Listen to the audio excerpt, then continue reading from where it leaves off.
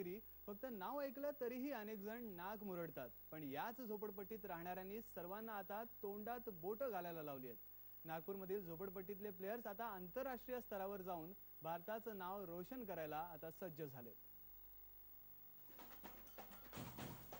जगातला सर्वाधिक लोकप्रिय खेळ म्हणजे फुटबॉल, पण क्रिकेटवेड्या भारताला फुटबॉलमध्ये मात्र फारशी समाधानकारक कामगिरी करता आलेली नाही। पण आता हे चित्र बदलणार आहे आणि त्यासाठी तयारी करतायत झोपडपट्टीत राहणारी ही निराधार मुलं। ऐकून आश्चर्य वाटलं ना, पण हे तितकंच खरं आहे।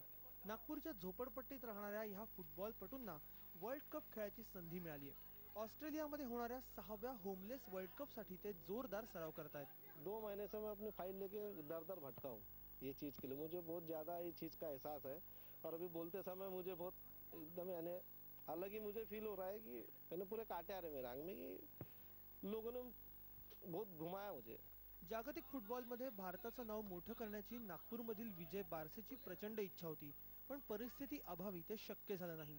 तरीही त्यांनी प्रयत्न सोडले नाहीत। निराधार मुलांना एकत्र करून त्यांना फुटबॉलमधले बारकावे शिकवले आणि तेही कोणत्याही आंतरराष्ट्रीय सुविधा नसताना। फुटबॉल आणि झोपडपट्टीतला आणि झोपडपट्टीतले खेळाडू आहेत हे कोणाकडेही गेलेत तरी सक्सेस होऊ शकत नाहीत। शासनाचं अद्याप ह्याच्यावरती पूर्ण लक्ष आलेलं नाही। नागपूरपासून जवळच असलेल्या गोधना बोखारा इथं या खेळाडूंचा सराव सुरू आहे।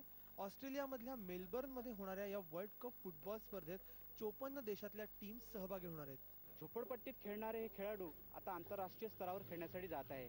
त्यांचे प्रशिक्षण पाहता हे कुठपर्यंत यशस्वी होईल त्यांच्या खेळण्यावरच ठरणार आहे। ब्लॅक पर्ल म्हणून प्रसिद्ध असलेला फुटबॉलचा शहंशाह पेले या खेळाडूंचा आदर्श आहे।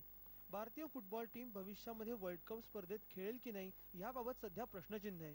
पण सध्या तरी होमलेस वर्ल्ड कपसाठी तयारी करणारी भारताची ही टीम चांगली कामगिरी करेल अशी आशा करूया। अखिलेश गणवीर, IBN लोकमत, नागपूर।